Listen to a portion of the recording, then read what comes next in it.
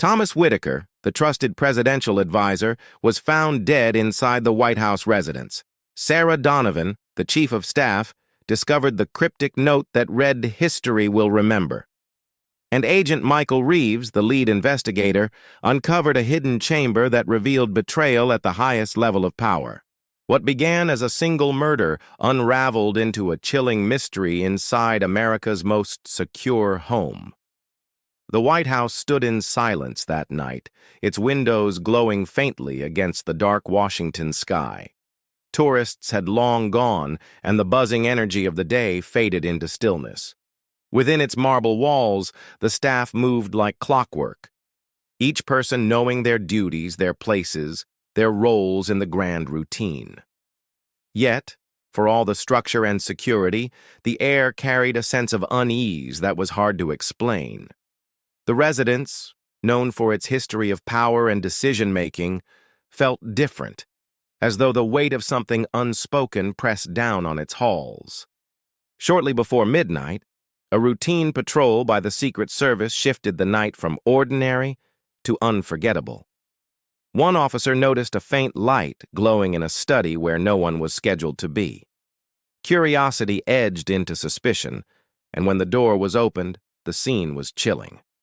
A high-ranking presidential advisor was slumped at a desk, unmoving, his skin pale under the dim glow of the lamp.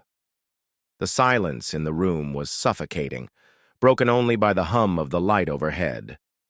On the desk before him was a single piece of paper, not an official document, but a handwritten note with 3 haunting words: "History will remember." Shock rippled through the resident staff as the discovery spread. In one of the most heavily guarded places on Earth, a murder had taken place, and the victim was no ordinary figure. This was a man with access to the highest levels of government, a trusted insider, someone who dined with power and whispered secrets in the ear of the nation's leader. His sudden violent end raised a terrifying question. If he was vulnerable, then who wasn't? The corridors filled with hushed movements as security sealed the area. Cameras were checked, guards questioned, and yet no one had seen anything unusual. The watchfulness of the White House was legendary, yet somehow the killer had slipped in undetected and left behind only a body and a message. For those present, the moment carried an unsettling realization. The crime was not only a murder, but a message aimed at the very heart of power. Investigators moved in swiftly, aware that every detail mattered. The victim's desk was searched, his computer seized, his personal effects logged and bagged. No signs of forced entry appeared on the door. Nothing was stolen, nothing disturbed except for the body and the note. That single fact left investigators with more questions than answers. Why kill but not cover the tracks? Why leave behind a clue, a phrase that suggested a purpose greater than personal vengeance? Rumors began to stir within the staff. Some whispered of betrayal, others of political conspiracies too large to comprehend. No one spoke aloud what many were thinking. That the White House itself, a place meant to symbolize unity and safety, now held within it the seeds of fear. The crime was not just an act of violence, it was a breach of trust, a fracture in the image of invulnerability. And as the victim's lifeless body was carried quietly away, those left behind could not escape the chilling truth. Something dark had entered the residence, and it had chosen the most powerful stage in the world to reveal itself. The investigation began with urgency, yet almost immediately, the team assigned realized they were walking into a labyrinth of secrets. The victim's death was shocking on its own, but the more they uncovered, the stranger it became. He was not just an advisor. He had been deeply involved in reviewing sensitive policy drafts, private communications, and restricted intelligence reports. His access was wide, broader than most realized, and with that knowledge came the power to shape outcomes behind the scenes. That fact alone made the list of potential enemies long, each with their own reasons to silence him. When his personal quarters were searched, small details painted a troubling picture. Hidden in the lining of his briefcase was a key, old-fashioned, heavy, and out of place in a world where digital locks and access cards dominated. No one in the building recognized what it belonged to, and records of White House security systems showed no matches. The presence of something so outdated raised unsettling questions. Why would a man with unlimited access to modern systems carry such a thing? Investigators quietly speculated that the key might belong to a hidden lock, something deliberately kept off official records.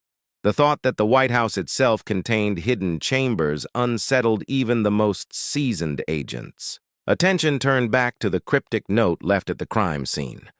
Analysis revealed traces of a chemical compound on the paper. It was not ordinary ink or residue from the desk.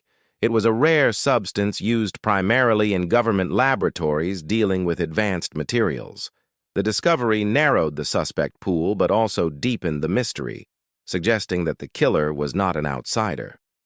The crime pointed inward, toward someone with legitimate access to resources most could never obtain. Interviews with staff members revealed more than investigators had anticipated. Beneath the polished professionalism of those working within the residence was a current of rivalry, resentment, and whispered alliances. Some admitted the victim had made enemies.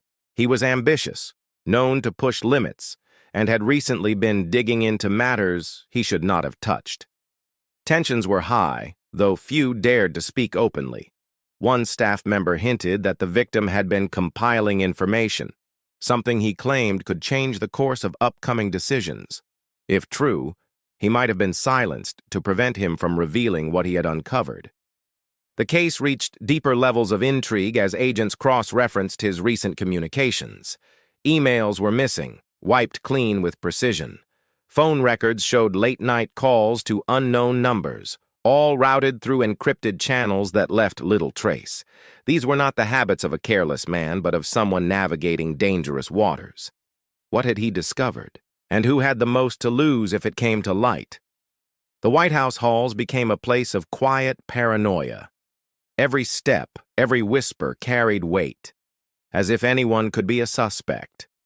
For those tasked with protecting the residents, the possibility that the killer was walking those very same halls was chilling.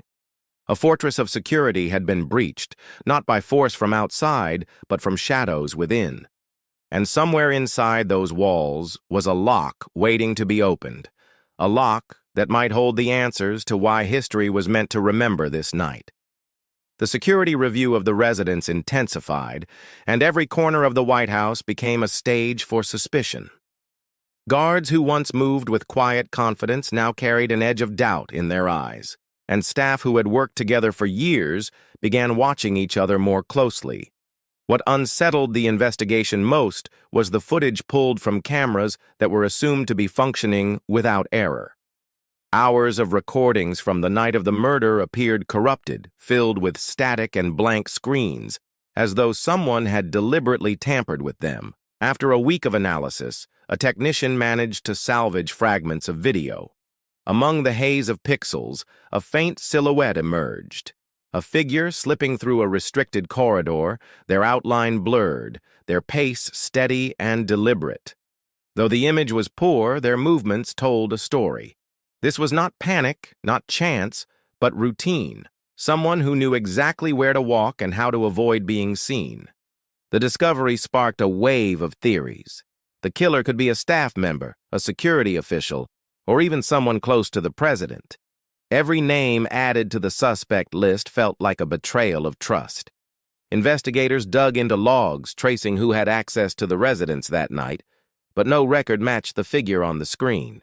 It was as if the person existed outside the system, someone whose movements were invisible by design. While the hunt for the shadowed figure continued, a troubling revelation surfaced from the victim's files. Hidden in coded documents was evidence that he had stumbled onto a series of leaks, information flowing out of the White House in small, careful fragments. These leaks weren't targeting policy alone. They were aimed at reputations, private dealings, and vulnerabilities of those at the highest levels. It was sabotage, crafted not to destroy all at once but to erode trust over time. The victim appeared to be connecting the dots, preparing to expose the person responsible. But before he could act, his life was cut short. Forensic teams returned to the crime scene, searching for anything overlooked. They discovered faint scuff marks on the floor, leading away from the study, marks that matched shoes issued only to senior staff. The implication was undeniable. The killer was not an intruder, but one of their own. This revelation added urgency and dread. No one wanted to believe that someone so close to the heart of power could commit murder under the same roof as the president. Yet the evidence pointed inward, drawing the circle of suspects tighter with each passing hour. The cryptic note, once seen as a taunt, began to feel like a declaration. History will remember was not just about the victim. It suggested a larger design, a plan meant to ripple beyond one death. Investigators began to suspect that the murder was not the end, but the beginning of something greater, something orchestrated to unsettle the very institution itself. Within the residence, shadows stretched longer. Every closed door seemed like a potential hiding place for secrets, and every familiar face carried the possibility of guilt. The figure on the corrupted footage remained the key, a ghostly presence that proved the killer was not only within reach but still walking the same halls, unseen and unchallenged. The hunt had shifted from a search for answers to a race against time, because if the victim had uncovered one conspiracy, there was no telling how many more lay buried in the silence of those walls. The discovery of the key weighed heavily on the investigation, an object so simple, yet carrying with it an aura of menace. Every lock in the White House was catalogued, recorded, and controlled with precision, yet no one could explain where this key fit. After weeks of quiet searching, it finally revealed its secret. Hidden behind an ornate bookshelf in the president's private study was a door nearly invisible to the eye, its frame blending seamlessly with the wood around it. When the key was turned, the lock clicked open with an unsettling ease, as though it had been waiting for this very moment. Beyond the door lay a narrow staircase descending into a hidden chamber. The air was stale, heavy with dust, yet the room was far from abandoned. Folders filled with confidential files were stacked neatly on a desk. Along the walls, monitors displayed camera feeds that were not part of any official security network. More disturbing were the recordings, private conversations, closed-door meetings, and candid moments captured without the subject's knowledge. Someone had built a secret surveillance system within the most secure residence in the world. Investigators realized the victim must have discovered this chamber. His murder was no random act. It was a calculated move to protect a network of control and manipulation. Among the files was evidence of deliberate leaks, pages marked with notes that suggested the information had been fed to outside parties. These were not minor details, but matters that could shift alliances and fracture trust at the highest levels. The victim had gathered enough to piece together the operation, and the existence of the cryptic note now seemed deliberate, a warning meant to suggest that the act was part of something larger, perhaps even a plan still unfolding. The deeper the team searched, the more unsettling the details became. Documents tied the surveillance system to a figure close to the center of power, someone whose loyalty had been unquestioned for years. They had access, authority, and the ability to move unnoticed through the residence. The idea that such a person could orchestrate both espionage and murder was almost unthinkable, yet the evidence was clear. The scuff marks traced to staff shoes, the rare chemical on the note, and now this hidden chamber pointed to the same conclusion. The chilling realization grew that the victim had not been the first to stumble too close. Records hinted at other incidents, moments where individuals had suddenly resigned, fallen silent, or disappeared from public roles without explanation. These threads, when pulled together, suggested a pattern stretching back years. The murder was not an isolated event, but part of a cycle designed to eliminate threats quietly while maintaining the illusion of stability. The investigators left the chamber with a heavy burden. They had uncovered proof of treachery, But revealing it meant shattering the fragile trust surrounding the White House. To expose the killer was to expose the system that allowed such secrets to grow unchecked. The walls that symbolized strength and continuity had been compromised, and those walking them now carried knowledge that could alter the course of history. The killer had planned carefully, but they had left behind more than they intended. The question was no longer about who committed the crime. It was about how far the shadows of ambition reached, and how many lives they would claim before the truth was finally forced into the light. The revelation of the killer shook the foundation of the White House in ways that no external threat ever could. The person responsible had moved freely through the residence, cloaked not in secrecy but in trust, someone whose presence never raised suspicion. Their identity was almost too difficult to accept, for this was not an outsider forcing entry, but an insider who had built a reputation of loyalty and service. For years, they had cultivated an image of dedication only to mask ambition and obsession that festered beneath the surface. The murder of the advisor was not born out of impulse, but part of a strategy designed to maintain power through silence, intimidation, and the careful manipulation of information. When the hidden chamber was revealed to select officials, the atmosphere within the residence shifted from quiet paranoia to open fear. Every staff member now questioned the walls around them, wondering what else had been recorded and who else had been marked for removal. The discovery proved that the victim had not been delusional or reckless, but had truly uncovered a system designed to control the very heart of decision-making. His death was meant to halt exposure, yet in the end, it drew investigators directly into the shadows the killer thought would remain hidden. The arrest was swift, but the damage lingered. While the public narrative was carefully crafted to protect the dignity of the institution, those closest to the case knew the darker truth. The residents had harbored a predator of power, someone who used the sanctity of their role to execute a murder and construct a web of surveillance. Even as the official story framed the crime as an isolated act of betrayal, whispers within the staff told of a deeper unease. If one person could manipulate the system so completely, what assurance was there that others could not do the same? The cryptic note left on the desk haunted the investigators long after the killer was removed. History will remember was not a boast, but a statement of fact.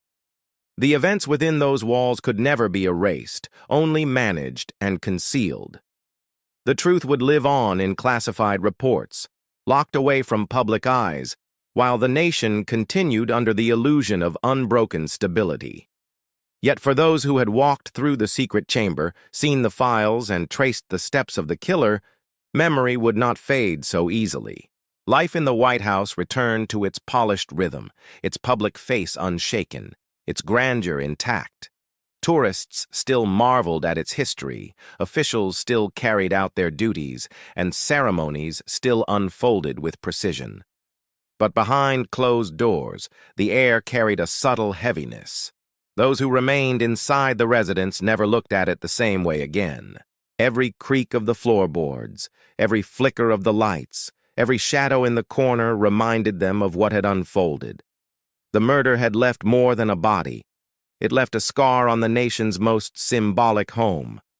The very place built to embody strength and continuity had revealed its fragility, proving that betrayal can grow in silence even within the most sacred of spaces. The advisor's death became a reminder that walls, no matter how high or secure, cannot shield against the ambitions of those within.